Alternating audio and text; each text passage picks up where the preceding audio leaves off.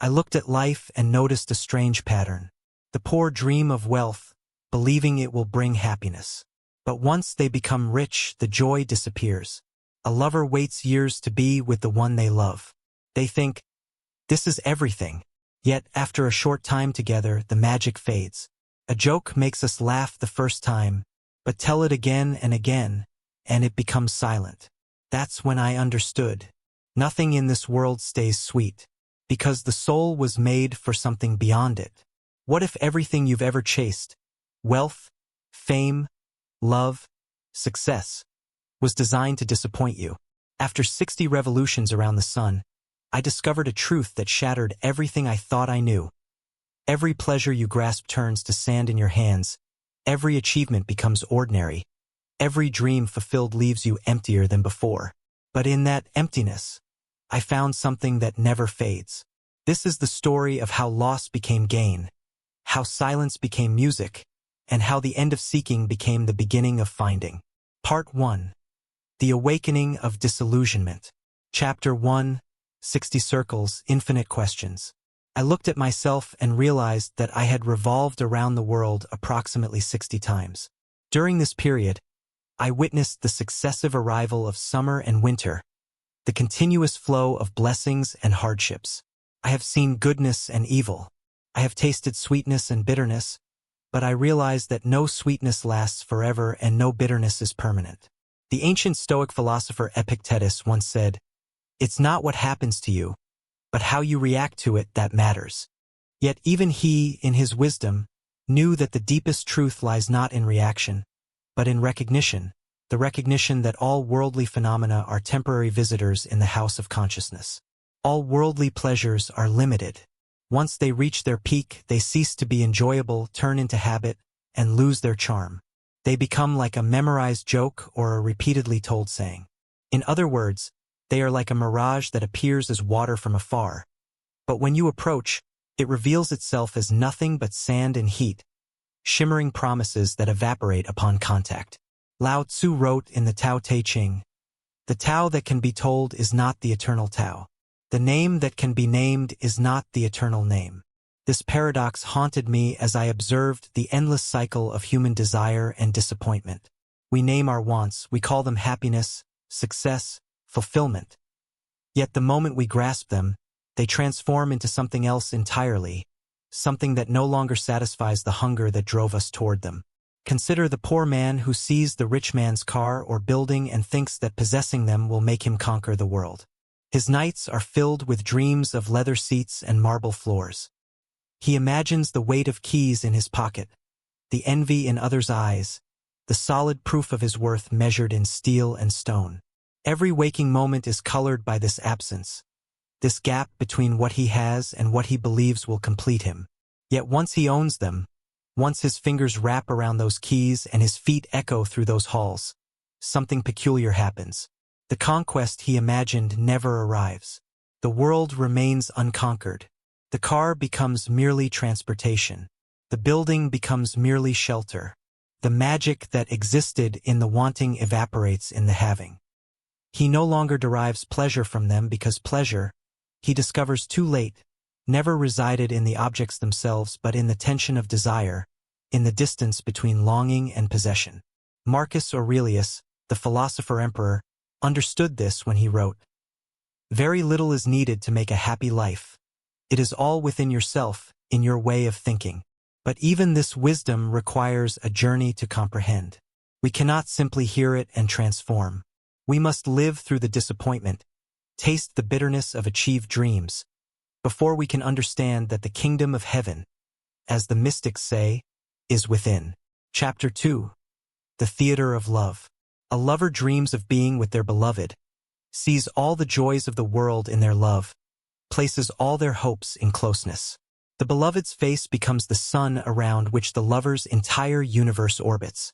Every song is about them.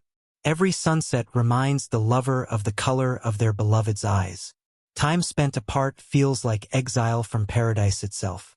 I have watched this drama unfold countless times. The pursuit, the longing, the exquisite torture of separation. The lover composes poetry in their mind, builds castles of future happiness, sees in the beloved not a human being with flaws and complexities, but a solution, an answer to every question the heart has ever asked. But after marrying their beloved and spending 2 years together, those dreams fade. Those pleasures die. Only the memory remains. The face that once seemed divine becomes familiar. The quirks that seemed charming become annoying. The differences that seemed complementary become sources of conflict. The beloved is revealed to be not a solution, but another human being with their own dreams, disappointments, and demons.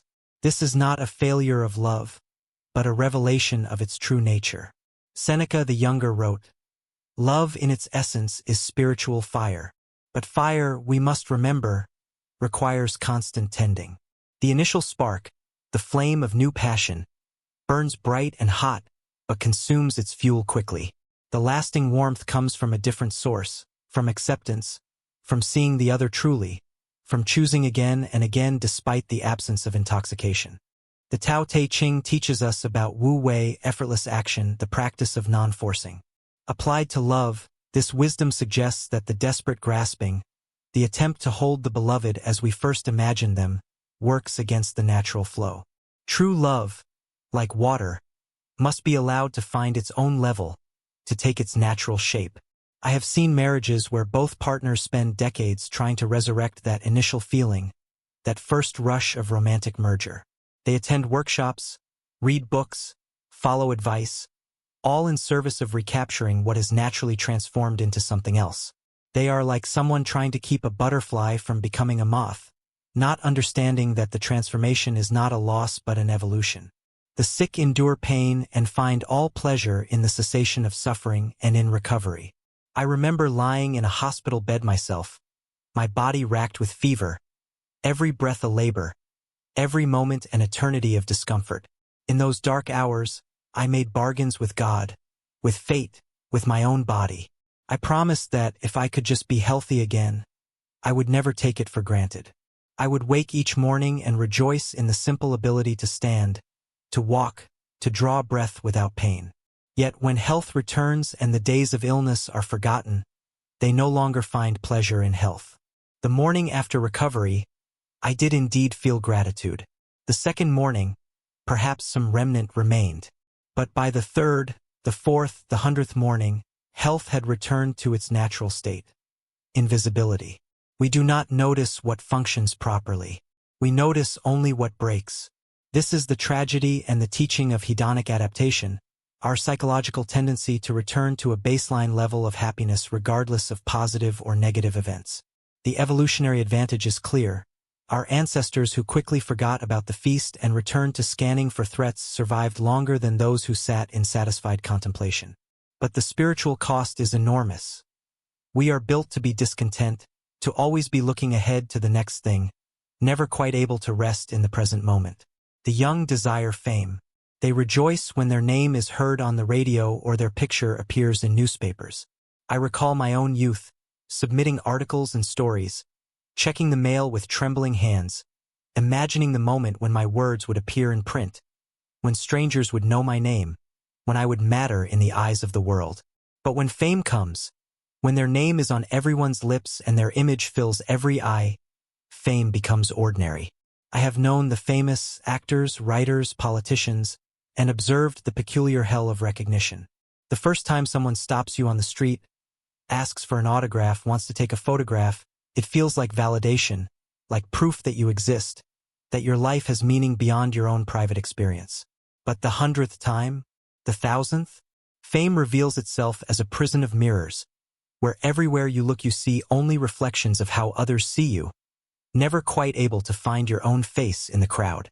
The famous often become the most alone, surrounded by people who want something from them, a piece of their attention, their image, their essence, but rarely seeing them as they truly are. Chapter 3. The narrowness of material joy. Thus, I came to understand with certainty that material pleasures are narrow in scope. They are like a spotlight beam, intense but limited, illuminating only a small circle while leaving the vast darkness untouched. We chase these beams of light, spending our entire lives running from one to the next, never pausing to ask whether there might be a different kind of illumination altogether. The Stoics had a practice called negative visualization, imagining the loss of what you have in order to appreciate it more fully. Marcus Aurelius would contemplate his own death, the death of loved ones, the loss of power and possessions, not from morbidity but from wisdom.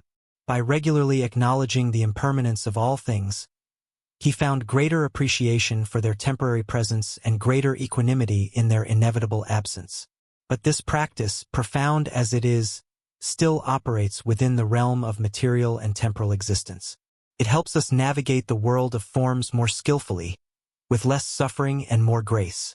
Yet it points toward something deeper, the question of whether satisfaction can be found within the changing world at all, or whether we must look elsewhere. And shortly, when I read a brilliant story written by a great writer, it feels as if it transports me to an enchanted world, guiding me through a realm filled with poetry and fragrance. This, I discovered, was a different category of pleasure altogether. The story was still a material thing, ink on paper, pixels on a screen, but what it awakened was not material. When reading transforms from decoding symbols into entering an imagined world, something miraculous occurs. The boundaries of the self become permeable. You are simultaneously yourself and the protagonist, here and there, now and in the story's time. The great writers, Tolstoy, Dostoevsky, Garcia Marquez, are not merely entertaining. They are expanding the reader's consciousness, offering experiences that would take multiple lifetimes to accumulate otherwise. When the story ends, I feel as if I have awakened from a sweet and captivating dream, and in vain I attempt to return to that pleasure. You cannot reread a great story for the first time. The plot twists that astonished you are now known. The revelations that shook you are now expected. You might reread for different pleasures, noticing craft, finding new layers, returning to beloved characters. But that first journey through the undiscovered country of a new narrative can never be repeated. Yet this loss points toward a truth. The pleasure was not in the story itself, but in the state of consciousness the story evoked. The narrative was a vehicle, a technology for inducing a particular quality of awareness, one characterized by absorption, imagination, emotional engagement, and transcendence of ordinary concerns. When a person sheds the burdens of matter and through contemplation purifies the self, they rise on wings of purity and detachment so that the earth and all it contains appear insignificant. For the soul's pleasure far surpasses the enjoyment of a hungry person's meal, the delight of the deprived upon attaining their desire, or the riches and status enjoyed by the poor. Lao Tzu wrote, "The Tao is like a well, used but never used up. It is like the eternal void, filled with infinite possibilities." This points to the inexhaustible nature of spiritual experience, in contrast to the depleting quality of material pleasure. A meal satisfies only until the next hunger. Money spent is money gone. Youth used is youth lost. But the peace found in meditation, the joy discovered in presence, the love cultivated in an open heart, these do not diminish with use. They deepen, expand, reveal new dimensions. Part 2. The Soul's Longing. Chapter 4. Glimpses of the Eternal. And the self constantly longs for this lofty realm of the soul, an unknown world. Yet it only glimpses fleeting sparks from this realm. Lights that vanish before fully appearing. Breaths that stop before being fully drawn. Have you ever experienced a moment of sudden, causeless joy? You are walking down a familiar street, or washing dishes, or watching sunlight filter through leaves, and suddenly everything is perfect, everything is exactly as it should be, and you are overwhelmed with gratitude and wonder for no particular reason at all. These moments arrive unbidden and depart the same way, leaving us grasping at their echoes, trying to understand what happened, trying to find our way back. The mystics of all traditions speak of these moments with reverence. Rumi calls them the tavern of eternity. Meister Eckhart speaks of the ground of being. Zen calls it Kensho, a glimpse of one's true nature. These are not metaphors but attempts to point toward an experience that exceeds language, that transforms the experiencer, that leaves an indelible mark even though it cannot be held. I remember standing on a hillside at dawn, watching mist rise from the valley below. There was no particular reason for joy. I was neither successful nor in love, neither celebrated nor secure. Yet in that moment, Everything dissolved. Past regrets, future anxieties, present inadequacies. There was only the mist rising, the birds beginning their songs, the earth turning toward the light. I was not separate from this moment, observing it. I was it, and it was me, and there was no boundary at all. The moment lasted perhaps 30 seconds. Then thought returned. This is beautiful. I should remember this. Why can't I feel like this always? And with thought came separation, and with separation came the sense of loss.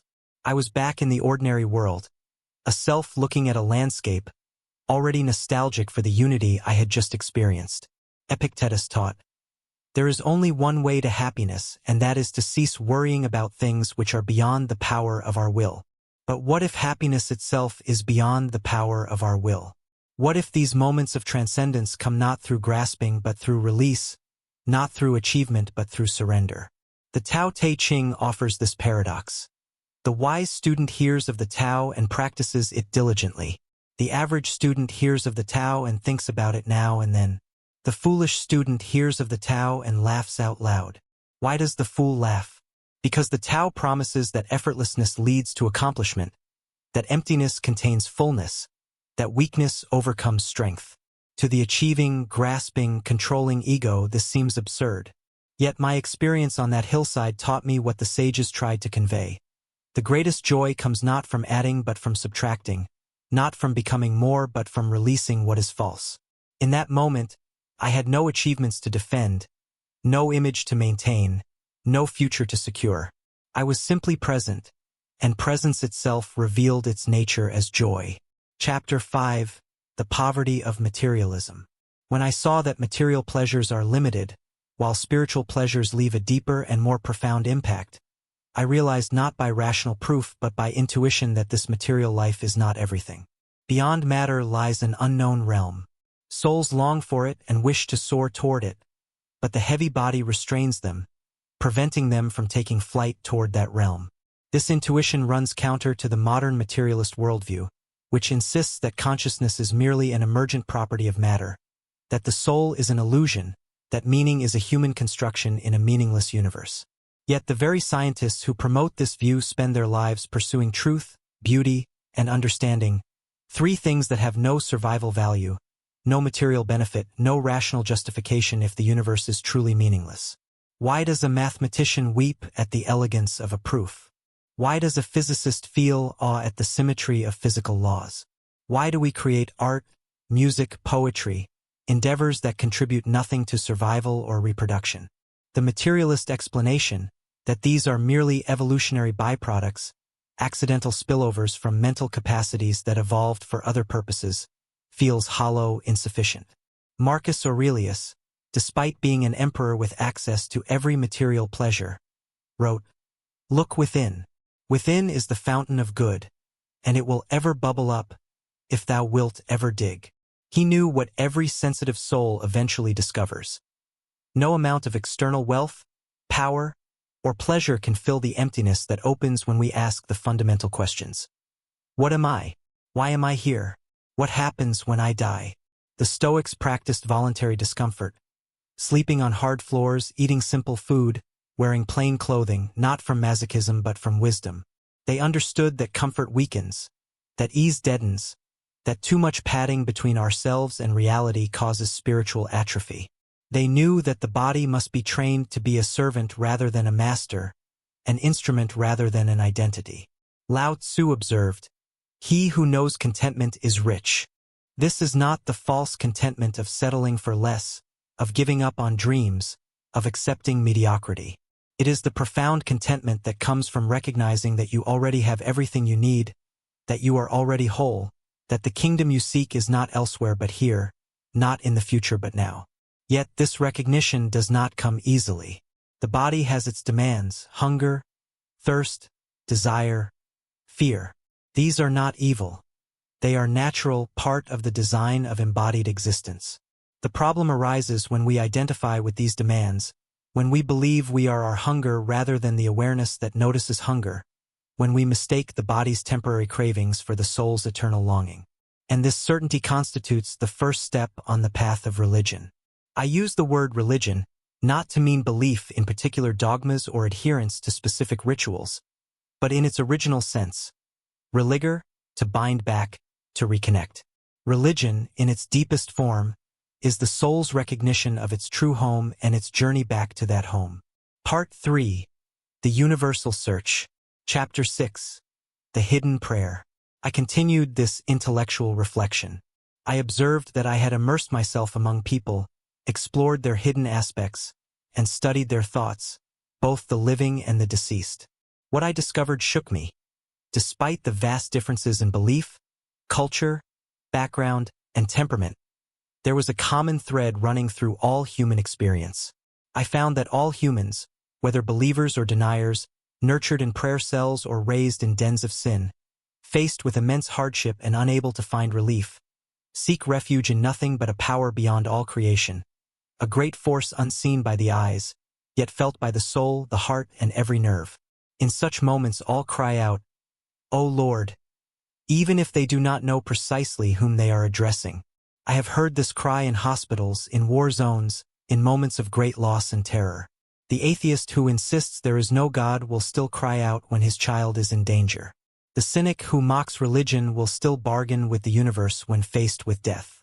The hardened criminal who has spent a lifetime defying every moral law will still feel the pull toward something greater when confronted with his own mortality. This is not hypocrisy. This is the human condition revealing itself. We are being suspended between earth and heaven, matter and spirit, time and eternity. Most of the time we can ignore this tension, distract ourselves with the business of living. But in moments of extremity, the masks we wear are stripped away, and what remains is raw, naked humanity reaching toward the infinite. Epictetus said, "God has placed at each person's disposal the means of becoming happy, and those means are within your own control. Your happiness depends on what is within your control, not on what is outside it." Yet even this Stoic wisdom points beyond itself. For if happiness truly depends only on our own will, why do we still feel incomplete? Why do we still long for something beyond ourselves? The Tao Te Ching addresses this paradox. The Tao begot one, one begot two, two begot three, and three begot the 10,000 things. This cryptic passage describes the eternal process of unity becoming multiplicity, the one becoming the many. We are part of the 10,000 things, individual expressions of the one Tao. Our sense of separation, our feeling of incompleteness, is the natural result of being a wave that has forgotten it is ocean. Thus I intuitively understood that believing in the existence of God is an innate faith in every human. This is not learned but discovered, not taught but remembered.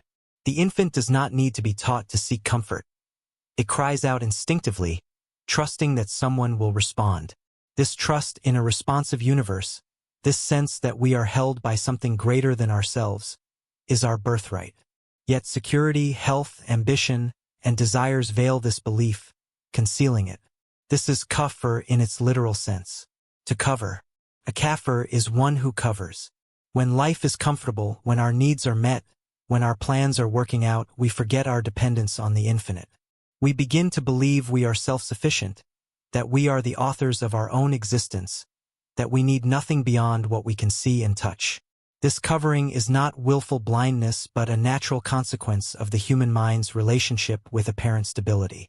We mistake the temporary absence of crisis for permanent security. We confuse the body's health with immunity from death. We imagine that our plans and efforts create the future, forgetting that 1,000 things beyond our control must align for even the simplest intention to manifest. The Stoics understood this deeply. Marcus Aurelius wrote, "Adapt yourself to the things among which your lot has been cast and love sincerely the fellow creatures with whom destiny has ordained that you shall live." He knew that fate, fortune, providence, whatever name we give to the larger forces that shape our lives, must be acknowledged and respected, not because we are powerless but because we are part of a larger whole. Chapter 7. The Evidence Within Creation. Then reason supported this intuition, for it saw evidence of him in everything, in the perfection of the universe, in the marvels of the body, in the laws and mysteries of creation. He placed them within the universe and gave us intellect, saying, Discover these laws and secrets with your reason. Consider the human eye, an organ so complex that Darwin himself admitted its strained credulity to believe it could have evolved gradually. The retina contains approximately 120 million rods and 6 million cones, each a sophisticated chemical factory. Light strikes these cells, triggering a cascade of molecular events that transform electromagnetic radiation into neural signals, which are then processed by the visual cortex into the seamless experience of sight we take for granted every waking moment. The eye is just one example among millions. The heart beats approximately 100,000 times per day, pumping blood through 60,000 miles of blood vessels without any conscious direction from us. The immune system recognizes and fights millions of potential pathogens while somehow distinguishing harmful invaders from the body's own cells. The brain contains roughly 86 billion neurons, each connected to thousands of others, creating a network of such complexity that we have barely begun to understand it.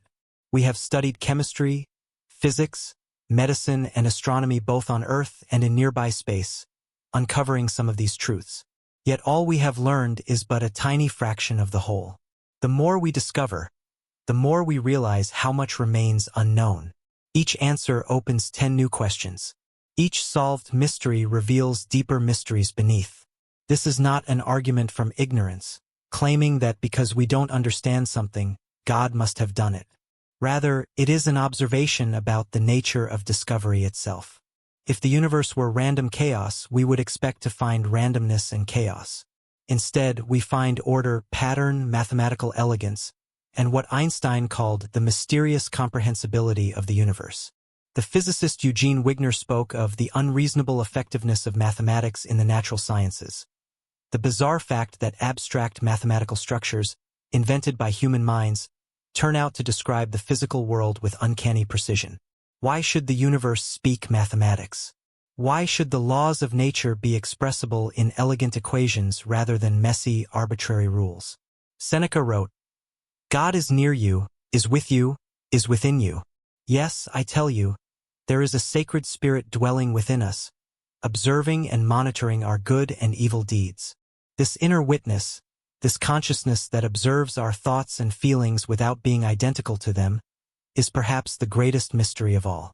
The materialist insists that consciousness is generated by the brain, that subjective experience is somehow produced by objective neural firing. Yet after decades of research, we are no closer to explaining how electrochemical signals become the felt quality of experience, why the color red looks the way it does, why music moves us to tears, why anything is experienced at all rather than everything happening in the dark, without any subjective witness." Chapter 8. The Divine Attributes. Thus, reason affirmed that this astonishing work could not exist without a creator. Nature cannot exist without the one who shaped it. Creation cannot exist without a creator, and this creator cannot resemble this creation. Otherwise, he would be among them and in need of a creator like them. This is the argument from contingency, refined over centuries by philosophers in every tradition. Everything we observe in the universe is contingent. It might not have existed. You are contingent. Your parents might never have met. The Earth is contingent. A slightly different angle of collision with the planetesimal that formed the moon might have destroyed all possibility of life. The universe itself is contingent. The physical constants that allow matter to exist are finely tuned to an almost unimaginable degree. But if everything that exists is contingent, depending on something else for its existence, then either we have an infinite regress of contingent things which explains nothing, or we arrive at something necessary, something that exists by its own nature that could not fail to exist, that depends on nothing outside itself. He alone is eternal, without beginning or end. This is not merely an assertion but a logical necessity. Time itself is part of the created order.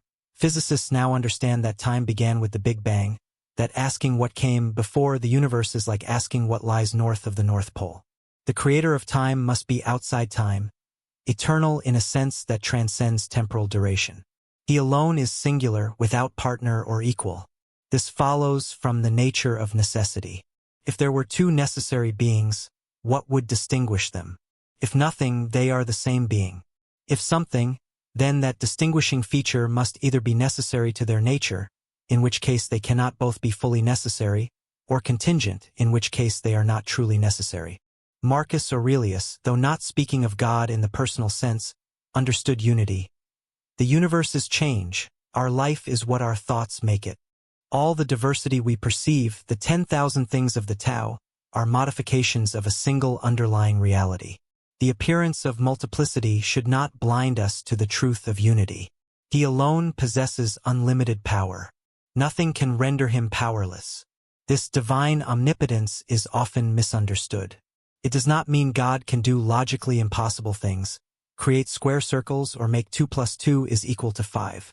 Rather, it means nothing in creation can resist his will, nothing external can limit his power, because there is nothing external to him.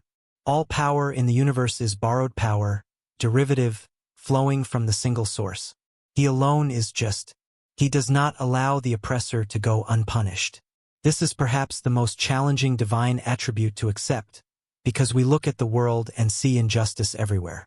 The innocent suffer, the guilty prosper, the good die young while the wicked live long lives.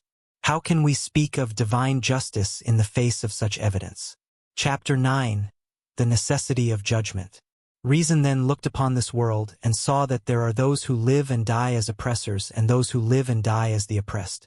A just Lord cannot leave the oppressor unpunished, nor the oppressed without justice. Thus, reason conclusively understood that there must be another life where the oppressed attain their rights, the oppressor is punished, the virtuous are rewarded, and the wicked are held accountable. Consider the history of humanity, the endless parade of tyrants, conquerors, exploiters, and abusers. Consider the millions who lived in slavery, who died in concentration camps, who suffered unspeakable cruelty at the hands of their fellow humans. If there is no afterlife, no ultimate accounting, no final justice, then these victims remain eternally victimized, their suffering permanently meaningless, their cries unheard and unanswered. And consider the perpetrators, those who lived lives of selfishness, cruelty, and evil, yet died peacefully in their beds, surrounded by wealth and comfort. If death is the end, then they have won. They have gotten away with it. The universe itself becomes complicit in their crimes by erasing all memory and consequence. This cannot be. Not if there is meaning. Not if there is justice. Not if there is a moral order to reality itself. Seneca wrote, "The day which we fear as our last is but the birthday of eternity. Death is not an ending but a transformation, not a cessation but a transition.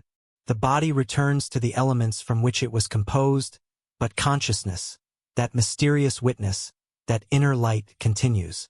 The Stoics, interestingly, were divided on this question. Some, like Marcus Aurelius, seemed to believe that death was final dissolution. Soon you will have forgotten everything. Soon everybody will have forgotten you. Yet even he lived as if his choices mattered eternally, as if virtue had value beyond survival, as if there was something worth preserving even in the face of certain death. Others, like Epictetus, spoke of the soul returning to God after death. "I am a citizen of the world, and my country is the universe." This cosmopolitan identity transcended mere physical existence, pointing toward a continuity of consciousness beyond the body. The story does not end with this world. If a film were shown on television and cut off midway without the end, no viewer would believe it had truly ended.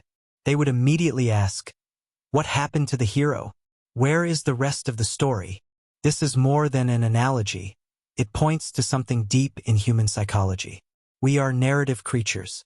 We understand our lives as stories with beginnings, middles, and ends. We expect characters to get what they deserve, conflicts to be resolved, mysteries to be explained. A story that ends arbitrarily, without resolution, offends our sense of meaning and order. Now, the skeptic might say this proves nothing, that our psychological need for narrative closure doesn't make it real, that the universe is under no obligation to satisfy our expectations. Yet the reverse is equally true. Our deep, universal intuition that stories must have endings, that justice must be served, that meaning must be preserved, might itself be evidence of a reality that matches our intuition. For even if the writer is human, the audience expects the story to be completed and the account settled. How then could a rational person believe that the story of life ends with death before judgment has occurred and before the narrative is complete? Part 4. The Convergence of Paths. Chapter 10. Intuition and Reason United. From this, reason conclusively realized that this universe has a Lord and that there is an afterlife following this world. And I saw that I had reached this point first through spiritual intuition, then through rational thought. I believed in God and in the day of judgment. The journey I have described follows a pattern recognized by mystics and philosophers throughout history. First comes the direct experience, the moment of knowing that transcends proof. Then comes the reflective understanding, the rational framework that supports and articulates what was initially grasped whole and immediate. Lao Tzu expressed this perfectly. The Tao that can be told is not the eternal Tao. First comes the wordless encounter with reality itself. Then comes the attempt to speak of it, to share it, to understand it through concepts and language. Both are necessary. Intuition without reason can lead to delusion, fantasy, and superstition.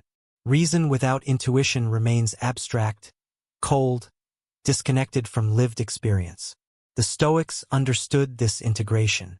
They did not merely philosophize about virtue. They practiced it. They did not just argue for living according to nature. They trained themselves daily to align their wills with the universal will. Theory and practice, thought and action, reason and intuition. All were woven together in a unified way of life. Marcus Aurelius wrote, "Everything we hear is an opinion, not a fact.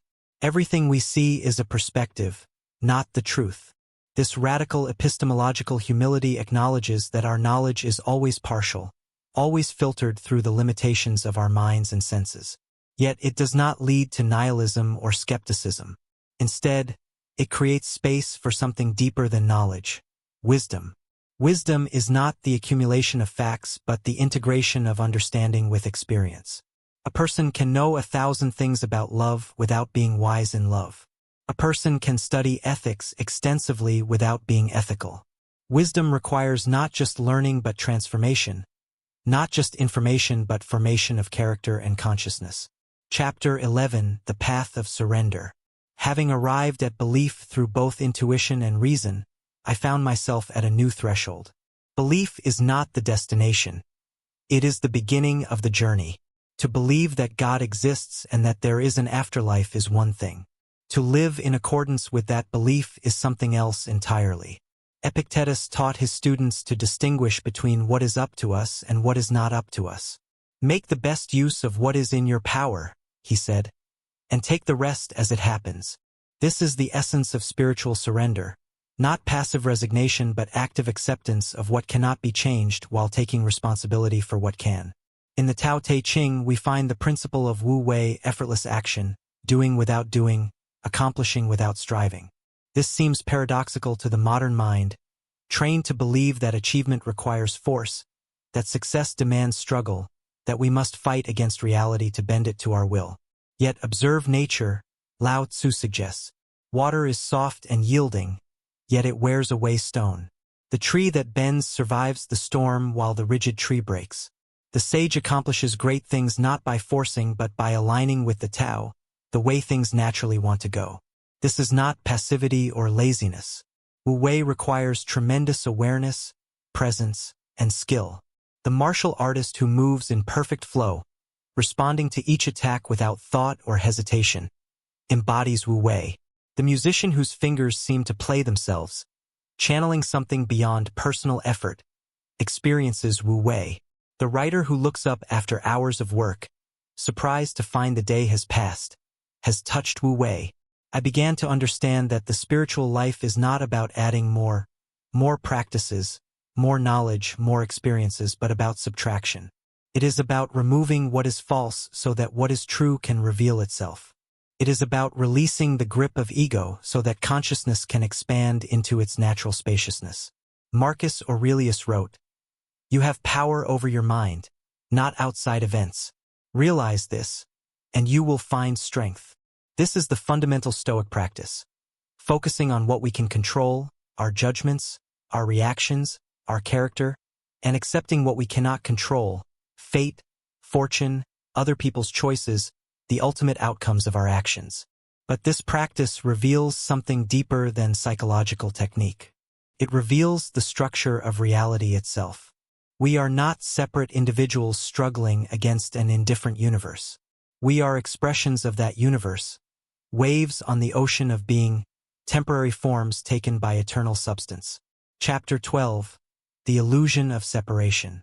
The greatest obstacle to spiritual realization is the sense of separation.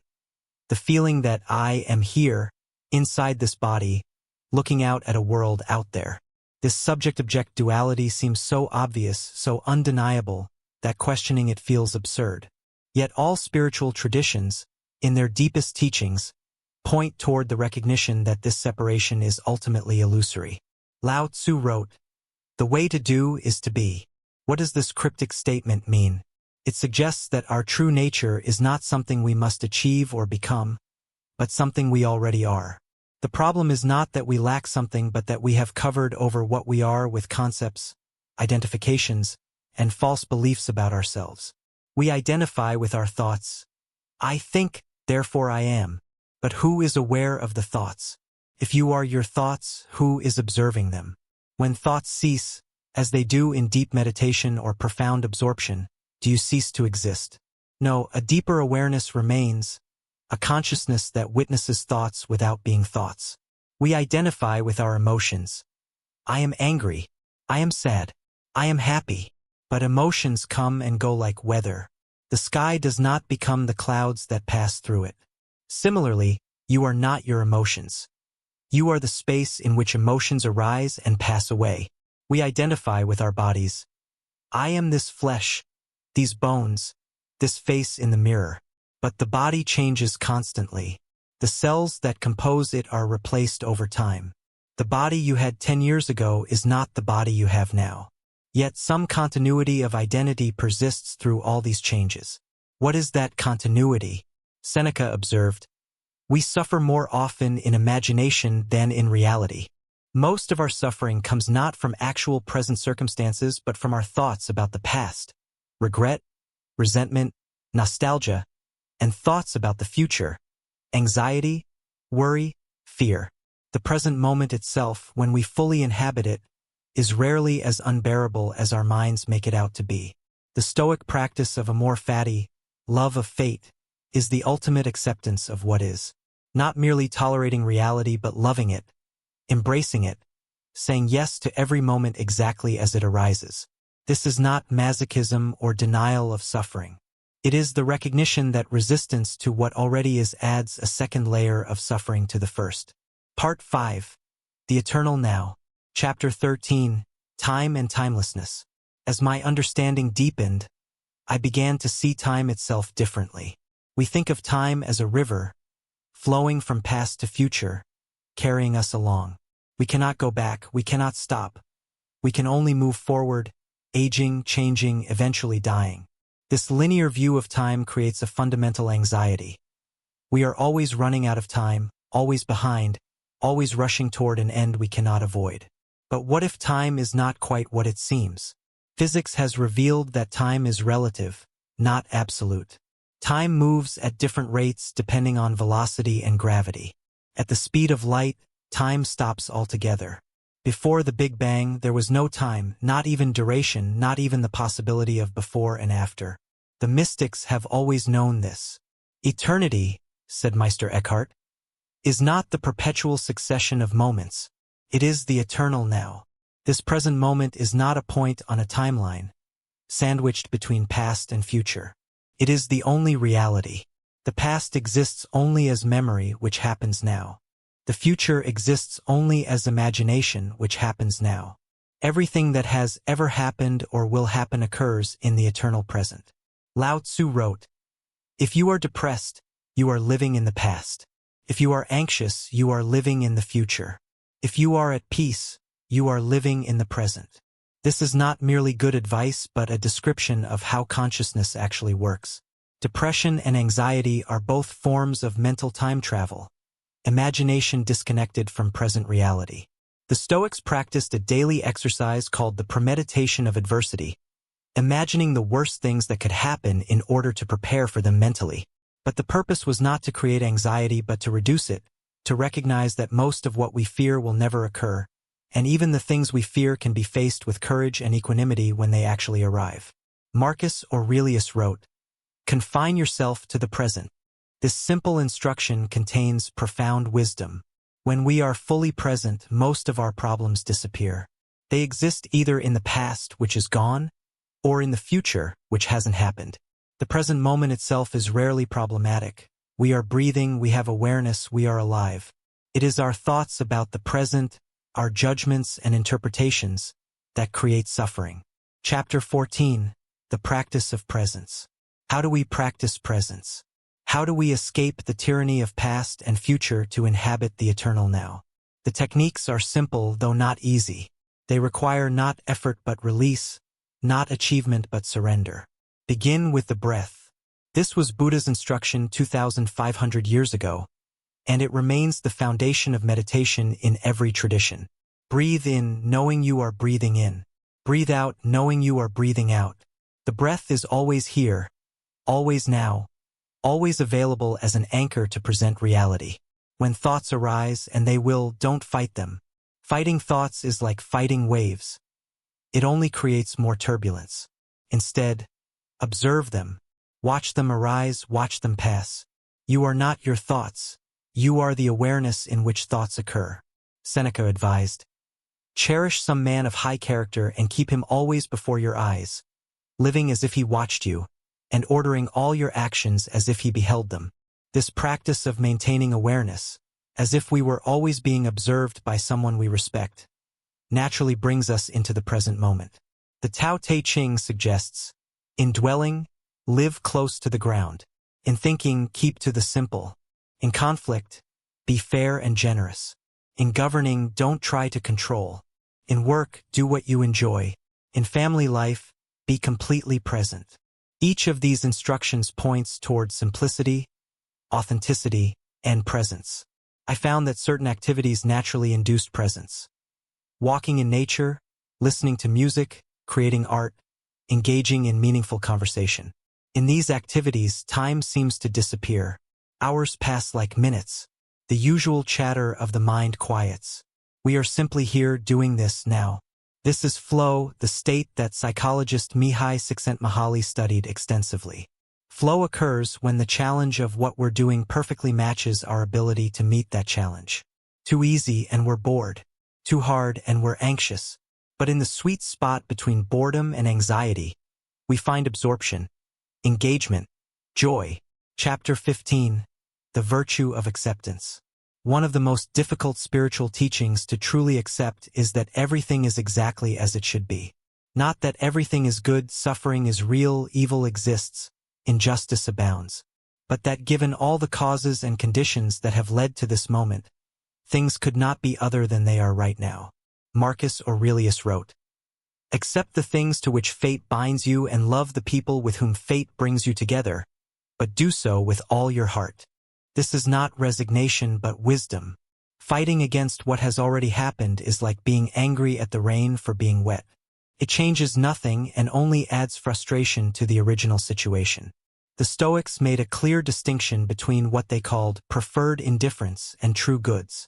Health is preferable to sickness, wealth to poverty, life to death. But these are indifference, external circumstances that don't determine our inner state, our character, our virtue. The only true good is virtue itself. Wisdom, courage, justice, and temperance. This seems harsh at first. Surely health matters? Surely we should work to alleviate suffering? Of course, but the Stoic point is that our ultimate well-being, our deepest peace, cannot depend on external circumstances. Otherwise, we are at the mercy of fate, tossed about by forces beyond our control. Lao Tzu offers a similar teaching. When I let go of what I am, I become what I might be. When I let go of what I have, I receive what I need. The paradox of surrender is that by releasing our grip on life, life flows more freely through us. By letting go of control, we find that we are held by something larger than ourselves. I began practicing acceptance in small ways. When stuck in traffic, instead of fuming and cursing, I would breathe and accept. This is the traffic. This is the moment. There is nowhere else to be. When someone was rude or inconsiderate, instead of taking offense and crafting mental arguments, I would accept. This is how they are right now. This is what's happening. This practice did not make me passive or doormat-like. I still took action when action was appropriate. But the frantic energy of resistance diminished. I could see situations more clearly when I wasn't fighting against their existence. I could respond more skillfully when I wasn't consumed by the need for things to be different. Chapter 16. The Death of the False Self. Spiritual awakening is often described as a kind of death. The death of the false self, the constructed ego, the story we tell ourselves about who we are. This death is terrifying because we identify so completely with this false self that its dissolution feels like our own annihilation. Epictetus taught, "Men are disturbed not by things, but by the views which they take of things." Our suffering comes not from circumstances but from our interpretation of circumstances, our resistance to what is, our attachment to how we think things should be. The ego is essentially a pattern of resistance. It is formed through a series of rejections. I am not that. I am not this.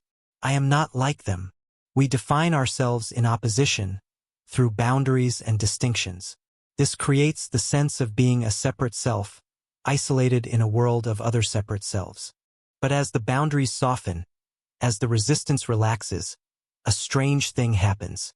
Instead of feeling diminished, we feel expanded. Instead of losing ourselves, we find ourselves.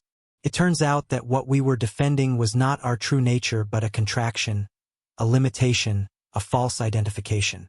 The Tao Te Ching describes the sage as someone who has embraced the one, returned to unity, dissolved the sense of separation. The sage has no fixed mind. His mind is the mind of all people. This doesn't mean the sage has no individual personality or perspective, but that he no longer experiences himself as fundamentally separate from others. I began to notice moments when the sense of being a separate self temporarily dissolved. In deep meditation, there would be awareness but no sense of a me who was aware, just awareness itself open and clear. In nature, surrounded by trees and sky, the boundary between inside and outside would blur. In moments of service, completely focused on helping another person, self-consciousness would disappear. These moments were not dramatic or mystical. They were simply a shift from contracted awareness, centered on me and my concerns, to expanded awareness, open to reality as it is. And in that expansion, there was peace, ease, and a subtle joy that didn't depend on anything happening or not happening. Part 6. The Return to the World. Chapter 17. Engaged Detachment. A common misunderstanding of spiritual practice is that it leads to withdrawal from the world, to a kind of passive indifference to human affairs. If everything is perfect as it is, why work to change anything? If all circumstances are ultimately neutral, why care about justice, truth, or beauty? But this misses the point entirely. True spiritual realization leads not to indifference but to engaged compassion, not to withdrawal but to deeper participation. The difference is that the engagement is no longer motivated by ego, by fear, by the need to prove something or achieve a permanent state of security. Marcus Aurelius, despite being emperor of Rome with overwhelming responsibilities, maintained his philosophical practice and inner peace. He wrote, "Live as if you were living already for the second time, and as if you had acted the first time as wrongly as you are about to act now. This vivid imagination of looking back on your current moment from the future naturally induces wise action." The Stoics did not retreat from the world but engaged with it fully while maintaining inner freedom. They held political office, taught students, wrote books, managed households. But they did so without being enslaved by results, without identifying their self-worth with outcomes, without losing their equanimity in success or failure. Lao Tzu describes the sage this way: "He who pursues learning will increase every day. He who pursues the Tao will decrease every day. He will decrease and continue to decrease until he arrives at Wu-Wei. Having arrived at Wu-Wei, nothing is left undone." This is the paradox of effortless action. By releasing forced striving, more gets accomplished. By letting go of the need to control outcomes, we become more effective. By decreasing the false self, our true capacity emerges. I found this in my own experience. When I stopped trying to force my writing, it flowed more naturally. When I stopped anxiously managing every detail of my relationships, they deepened and became more authentic. When I stopped treating work as something to get through in order to reach some imagined future satisfaction, I found satisfaction in the work itself. This is not laziness or lack of ambition. It is alignment with the natural flow of things. A swimmer who fights against the current exhausts herself. A swimmer who finds the current and moves with it travels further with less effort. Similarly, life has a current. Call it Tao, call it providence, call it the will of God. Learning to sense and align with that current is the art of spiritual life. Chapter 18. Service and Surrender. Seneca wrote, "We are waves of the same sea, leaves of the same tree, flowers of the same garden." This recognition of fundamental unity changes the nature of service. We don't help others out of obligation or to accumulate moral credit. We help others because they are not ultimately other. They are expressions of the same reality that we are.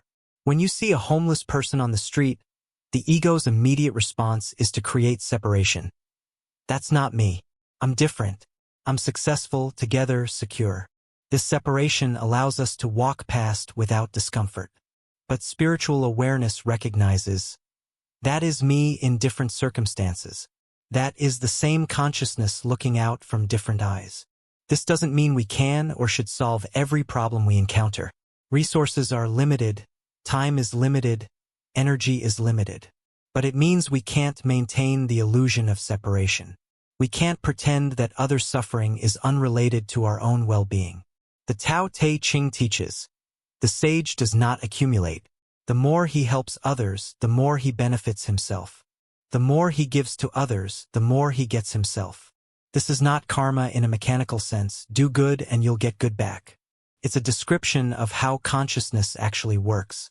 When we give without attachment to outcome, without keeping score, we experience the joy of generosity itself.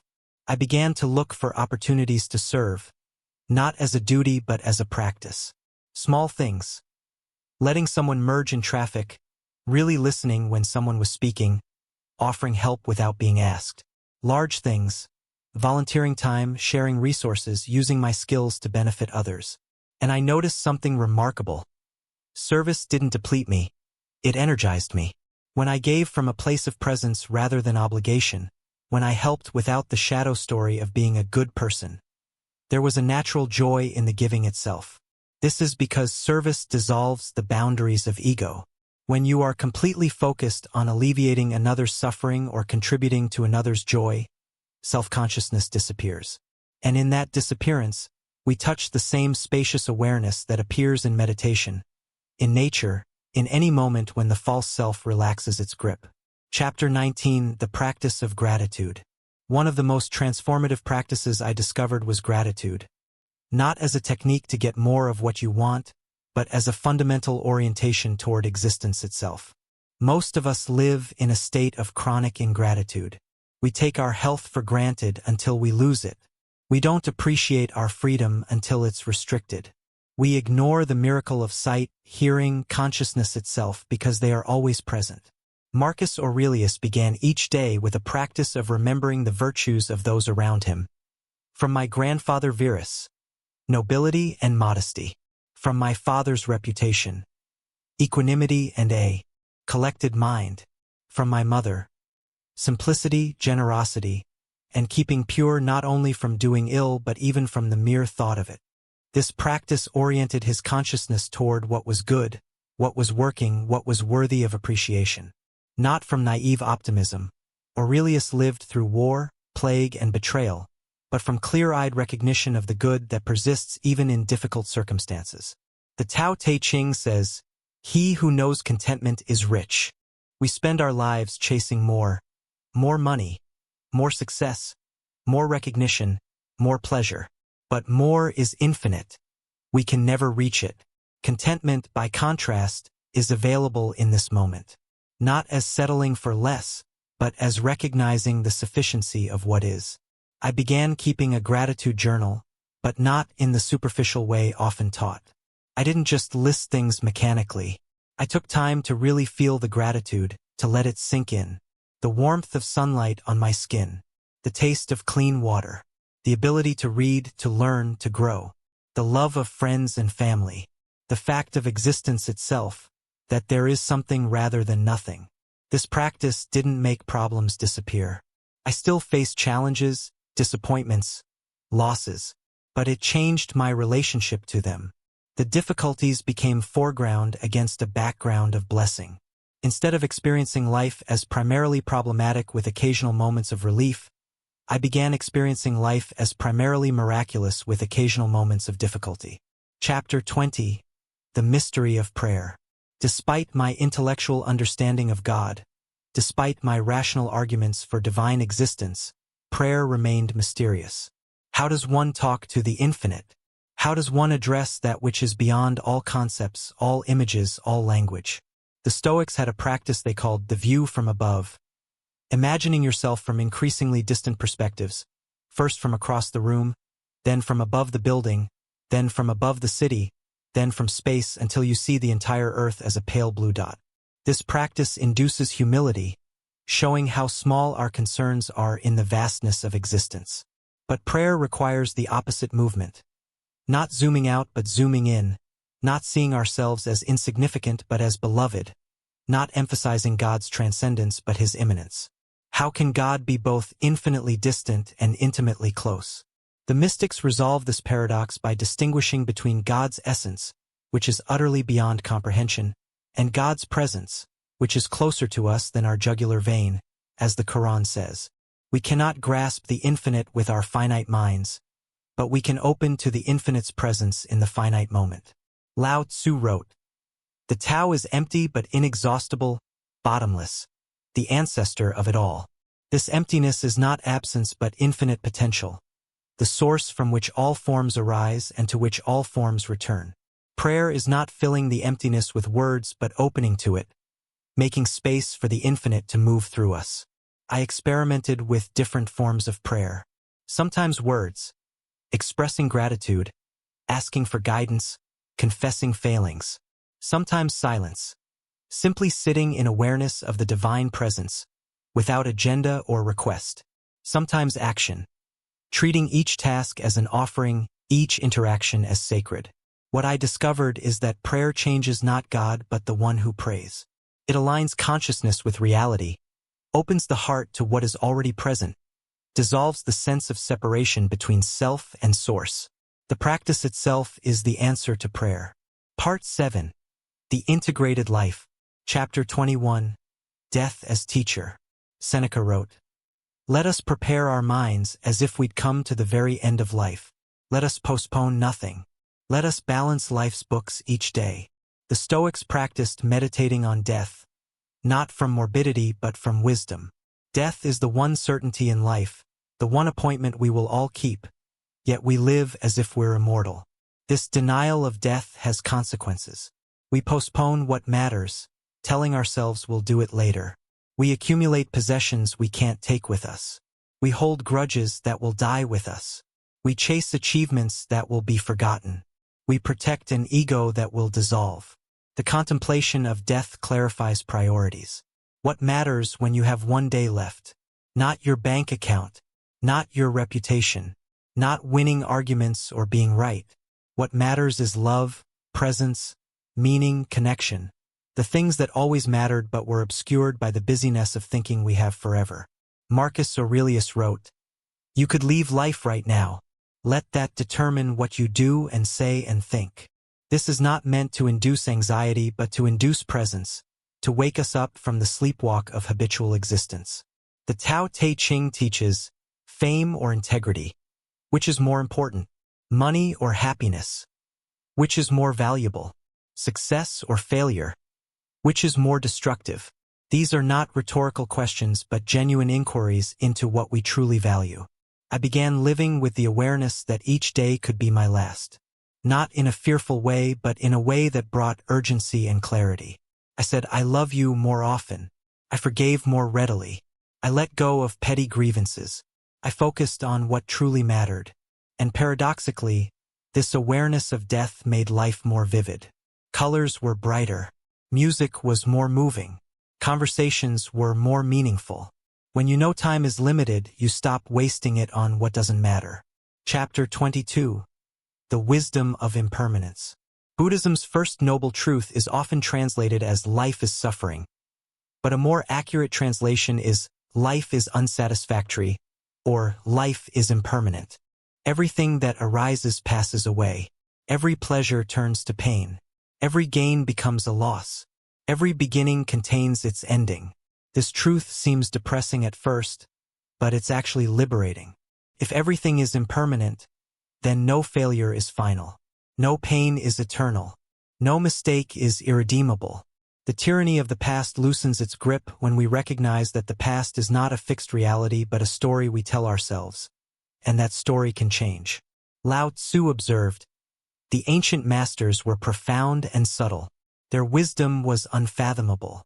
Therefore they can only be described in similes. Watchful like men crossing a winter stream. Alert like men aware of danger. Courteous like visiting guests. Yielding like ice about to melt." This quality of yielding, of not rigidly holding to any position, comes from recognizing impermanence. The river teaches, what resists is broken, what flows persists. The tree teaches, what bends survives the storm, what is rigid breaks. Epictetus counseled, "When you kiss your child, say to yourself, 'Tomorrow it may die.' This seems cruel, but it's actually an instruction in loving fully now, without assumption of permanence. Every goodbye might be the last. Every moment together is precious precisely because it's temporary." I began practicing non-attachment, but not in the sense of not caring. Rather, in the sense of holding lightly, loving without clinging, enjoying without grasping. Like holding a bird. Grip too tightly and you crush it, open your hand completely and it flies away, but hold gently and it rests in your palm. This practice transformed my relationships. Instead of trying to make others conform to my expectations, I could appreciate them as they are. Instead of fearing loss, I could enjoy presence. Instead of treating people as permanent fixtures in my life, I could honor each interaction as the gift it is. Chapter 23. The Practice of Virtue. For all their emphasis on acceptance and letting go, the Stoics were not passive. They believed in virtue, in actively cultivating wisdom, courage, justice, and temperance. These were not arbitrary moral rules but descriptions of how an awakened human being naturally acts. Marcus Aurelius wrote, "Waste no more time arguing about what a good man should be. Be one." This is the essence of spiritual practice. Not endless theorizing but actual transformation. Not beliefs but embodiment. Wisdom is seeing reality clearly, without the distortion of fear, desire, or delusion. It's the ability to distinguish between what matters and what doesn't, what's in our control and what isn't, what serves our highest good and what merely serves our ego. Courage is not absence of fear but action in spite of fear. It's the willingness to face difficulty, to speak truth, to stand for what's right even when it's costly. It's the strength to be vulnerable, to admit mistakes, to change course when wrong. Justice is treating others with fairness and dignity, recognizing their humanity, acting from the understanding that we're all in this together. It's expanding our circle of concern beyond ourselves and our tribe to include all beings. Temperance is moderation, balance, self-control. It's not being controlled by appetites and impulses but governing them wisely. It's enjoying pleasures without being enslaved by them, enduring pains without being destroyed by them. These virtues are not achieved once and then possessed. They must be practiced daily in small decisions and large ones, in times of ease and times of difficulty. Character is not what we profess but what we do when no one is watching. Chapter 24. The Return to Simplicity. As my practice deepened, I found myself naturally simplifying. Not from obligation or from an ideal of minimalism, but from genuine lack of desire for complexity. Lao Tzu's words resonated deeply. In pursuit of knowledge, every day something is added. In the practice of the Tao, every day something is dropped. I dropped possessions that didn't serve a purpose or bring joy. I dropped commitments that came from obligation rather than genuine desire. I dropped relationships that were draining rather than nourishing. I dropped beliefs that no longer fit my experience. I dropped the constant need to be entertained, distracted, stimulated. What remained was simpler but richer. Fewer possessions but greater appreciation for each one. Fewer commitments but greater presence in each one. Fewer relationships but greater depth in each one. More silence, more space, more time for what matters. Seneca wrote, "It is not the man who has too little, but the man who craves more who is poor." Poverty and wealth are not measured by bank balances but by the relationship between what we have and what we want. The person with millions who wants billions is poorer than the person with little who wants nothing. This simplification extended to my mind. I noticed how much mental energy I wasted on unnecessary thinking. Worrying about things that would never happen. Replaying conversations, planning excessively, maintaining grudges, comparing myself to others. All this thinking was not solving problems but creating them. The practice became, notice when thinking is useful, solving actual problems, creating value, understanding situations, and when it's just habitual mental noise. When it's noise, gently release it and return to presence, to the body, to the breath, to reality as it actually is in this moment. Part 8. The Ongoing Journey. Chapter 25, Beyond Belief. Having arrived at belief in God and in ultimate justice through both intuition and reason, I might have stopped there. Many do. They find a religious framework that explains their experience, adopt its beliefs and practices, and settle into that worldview for the rest of their lives. But belief is not the destination. It's the beginning.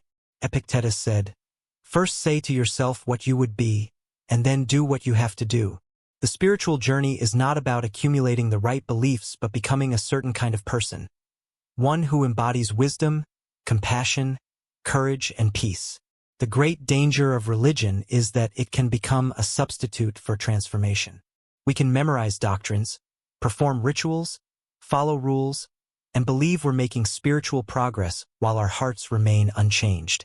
We can use religious identity as another form of ego, another way to feel superior, another barrier between ourselves and others. Lao Tzu warned against this. The more prohibitions you have, the less virtuous people will be. The more weapons you have, the less secure people will be. The more subsidies you have, the less self-reliant people will be. Rules and regulations, even religious ones, cannot create goodness. They can only restrain badness. True virtue comes from inner transformation, not outer compliance. Marcus Aurelius, who lived in a time of traditional Roman religion, seemed to look beyond the forms to the essence. Live a good life.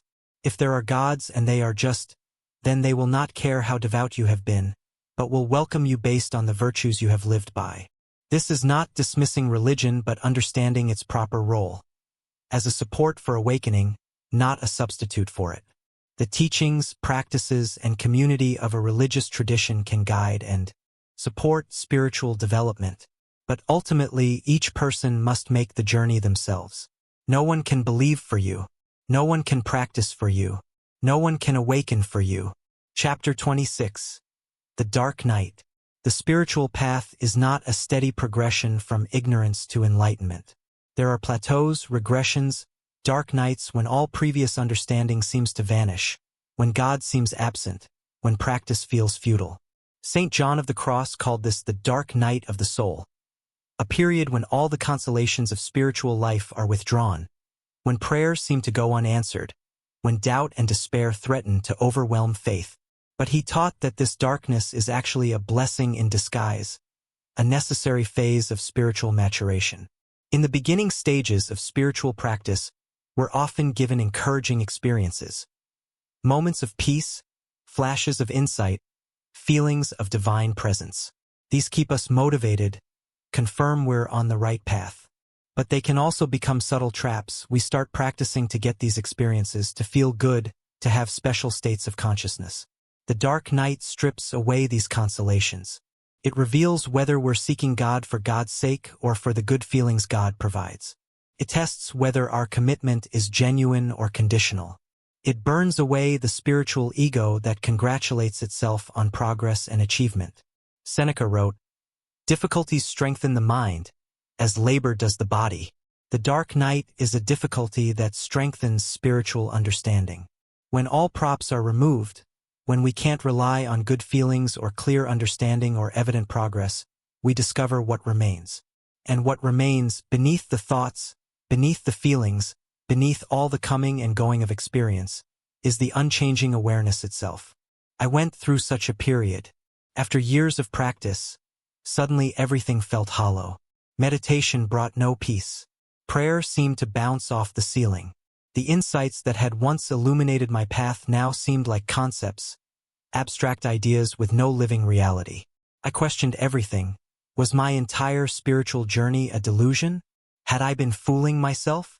But I continued practicing, not because it felt good or brought results, but because I had nowhere else to go.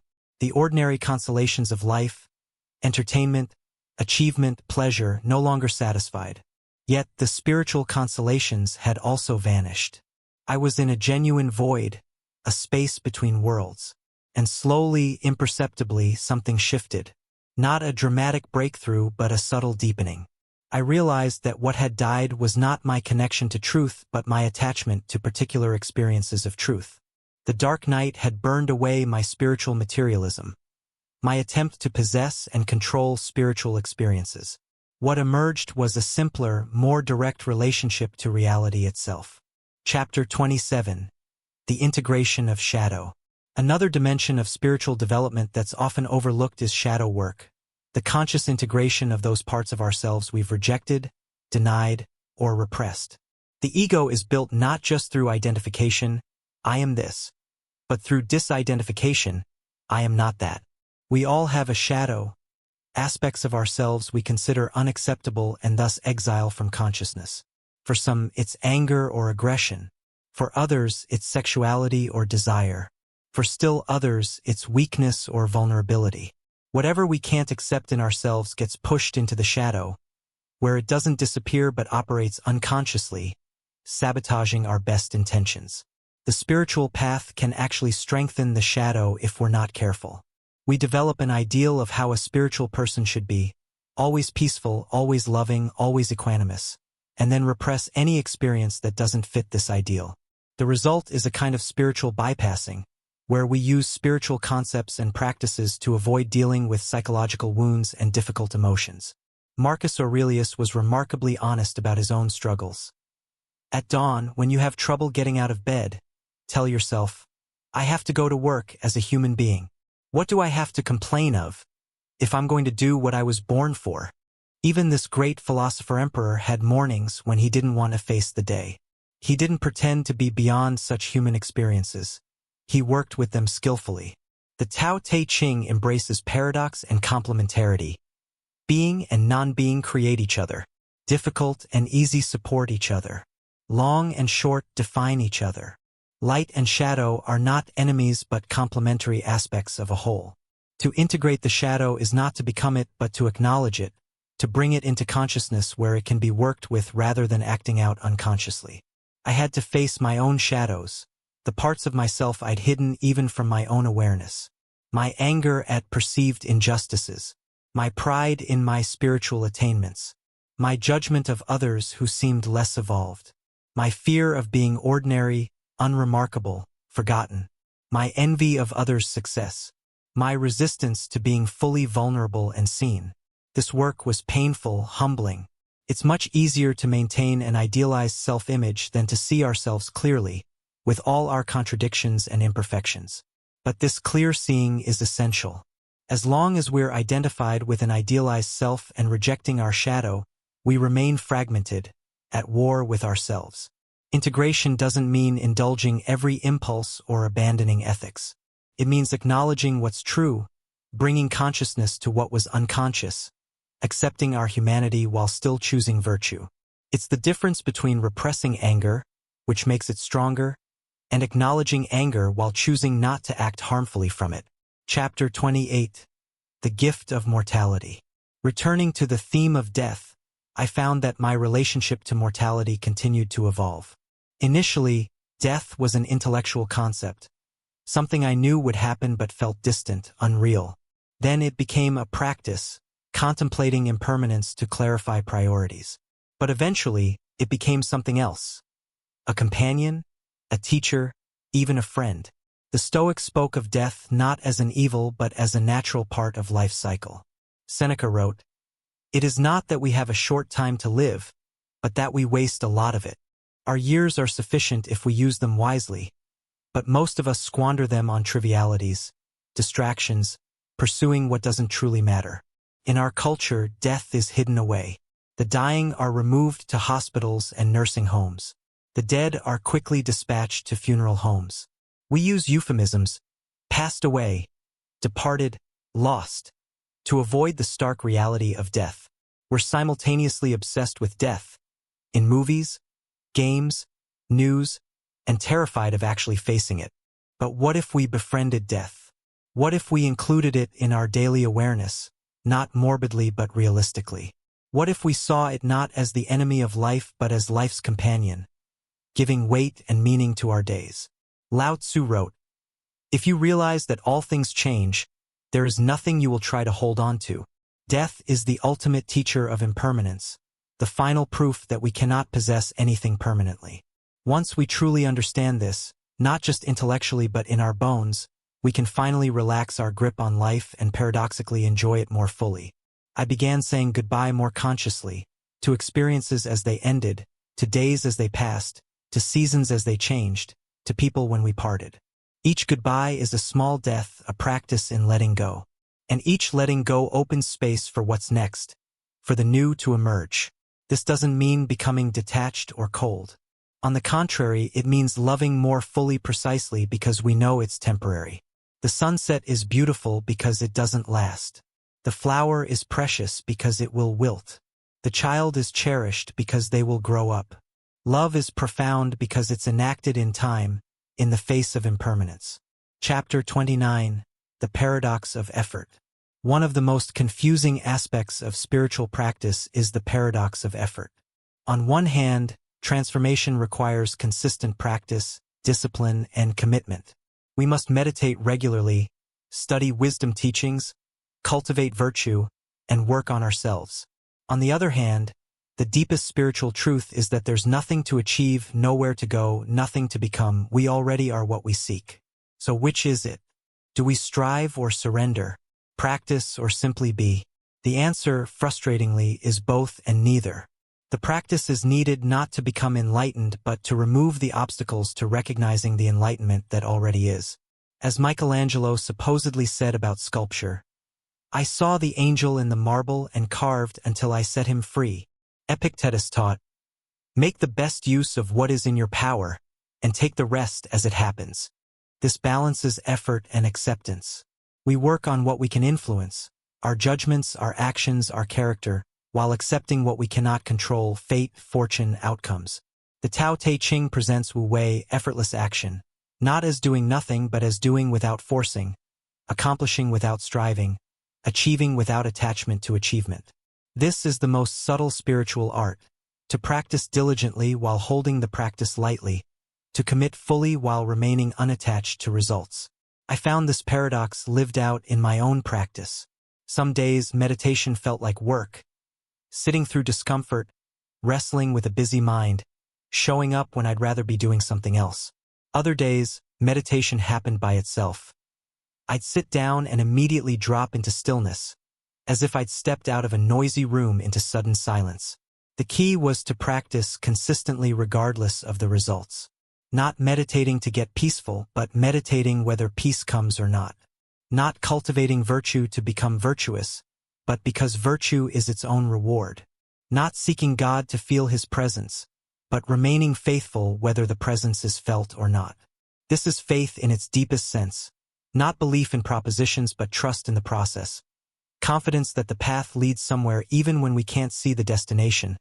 Commitment to practice even when we're not sure it's working. Chapter 30. The Endless Beginning. And so I find myself here, having traveled 60 times around the sun, having explored the heights and depths of human experience, having tasted both the pleasures and pains that life offers. What can I say I've learned?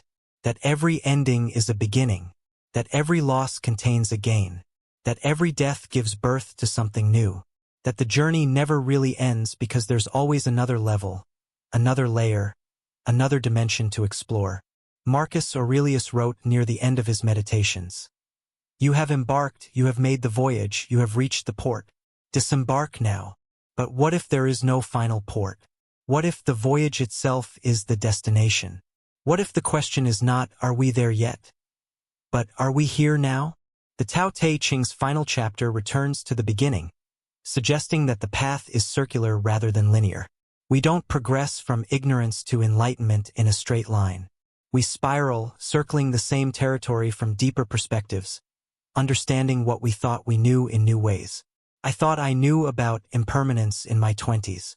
I had a different understanding in my 40s. Now, in my 60s, I'm still learning what impermanence means, still discovering layers of attachment I didn't know I had, still practicing letting go.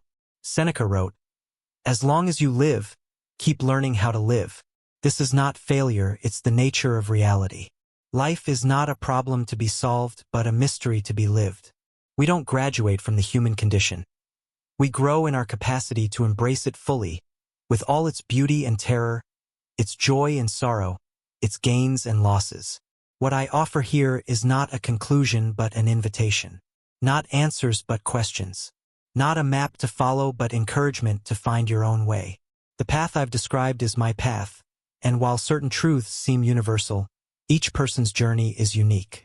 You have your own 60 revolutions around the sun, your own witnesses to summer and winter, your own tastes of sweetness and bitterness. You have your own intuitions pointing beyond material existence, your own reasons affirming the existence of God, your own dark nights and glimpses of light. Trust your experience. Question everything, including what I've written here. Practice diligently but hold the practice lightly. Seek truth but be willing to be surprised by what you find. Love deeply, knowing everything is temporary. Serve faithfully, knowing you'll never see all the fruits of your service. Live fully, knowing each moment might be your last.